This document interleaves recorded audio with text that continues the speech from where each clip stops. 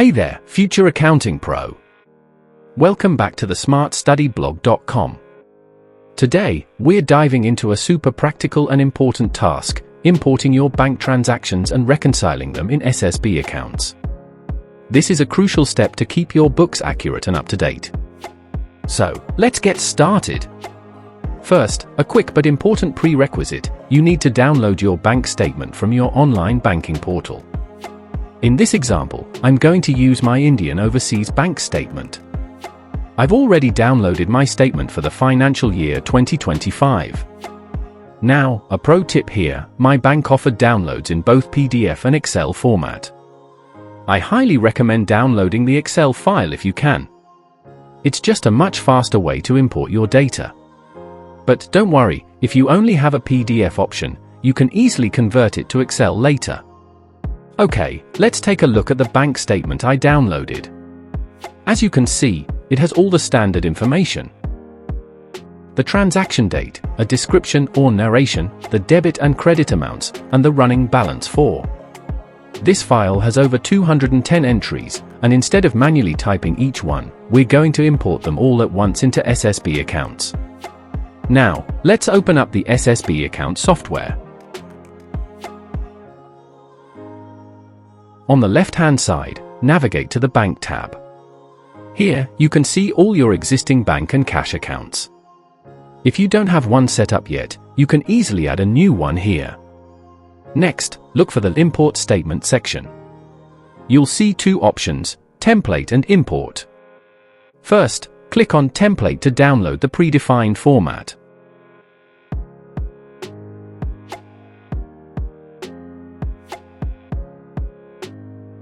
This is a super helpful guide that shows you exactly how the data needs to be structured. Date, description, deposit, and withdrawal. Now, let's go back to our original bank statement and prepare the data for the template. First, I'll copy the entire date column. Then, I'll go to the template and paste it using the Paste Special option, making sure to paste it as values. Next, I'll do the same for the description column. I'll copy the narration from the bank statement and paste it as values into the description column in the template.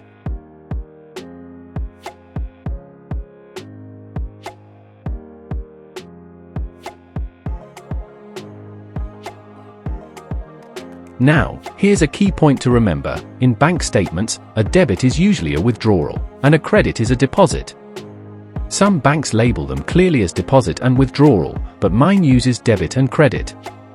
So, I'll copy the debit column and paste it into the withdrawal column of the template.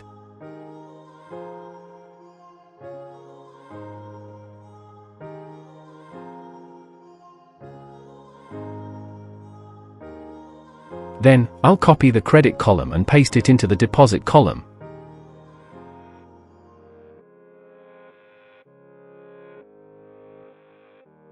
Once that's done, our template is ready to go. I'll save and close the file. Back in SSB Accounts, under the Import Statement section, click on Import. Select the template file we just prepared and click Open. Awesome! You should see a notification that your transactions have been imported. Look at that! All 210 transactions are now neatly listed in the software. The status for each is currently showing as unreconciled. But wait! When I check the running balance, it's different from what my bank statement shows. This is a very common issue, and it's usually because of the opening balance. Let's fix that. According to my bank statement, the opening balance was 17.05 rupees. So, I'll navigate to the Opening Balances tab.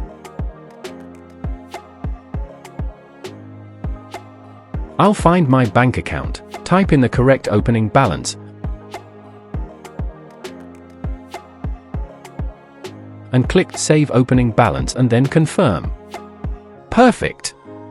A journal entry for the opening balance has now been posted. Let's go back to the Bank tab and check the running balance again. Look! The opening balance entry is there, and my closing balance for September 1st, 2025, now perfectly matches my bank statement. We've successfully imported and balanced the statement. Now for the next crucial step, reconciling each transaction. This is how we post these entries to our official books of account. Remember, until a transaction is reconciled, it won't be reflected in your financial reports. Let's reconcile a deposit. Look for the transaction you want to reconcile, click on the Actions button and select Reconcile. A modal window will pop up. You can either match an existing invoice or create a new entry. In this case, it was a dividend income, so I'm going to create a new entry. I'll search for the contact. If the contact doesn't exist, I'll use the Quick Add button to add them. For this example, the person is not GST registered, so I'll set the state as Tamil Nadu and leave the GST details as none. Next, I need to select an account. This is a dividend income, so I'll click the Quick Add Account button and create a new account called Dividend Income under the indirect income type. Once I select the new account, I'll click Save. Finally, I'll confirm the amount is being allocated to the correct account and click Create and Reconcile. Fantastic! The status has now changed from unreconciled to posted. Let's do one more, this time for an expense. The process is the same. I'll find an expense transaction, click the Actions button, and choose Reconcile. I'll search for the contact, which in this case is Suya Hostel. If they're not there, I'll quickly add them using the Quick Add button.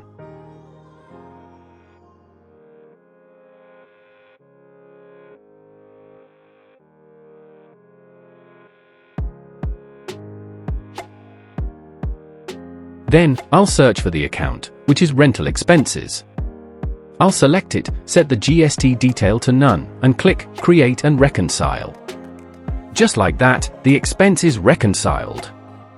To see how these transactions were recorded, let's go to the Reports tab and look at the GL detail with GST report. Here, you can see the opening balance entry for the bank account.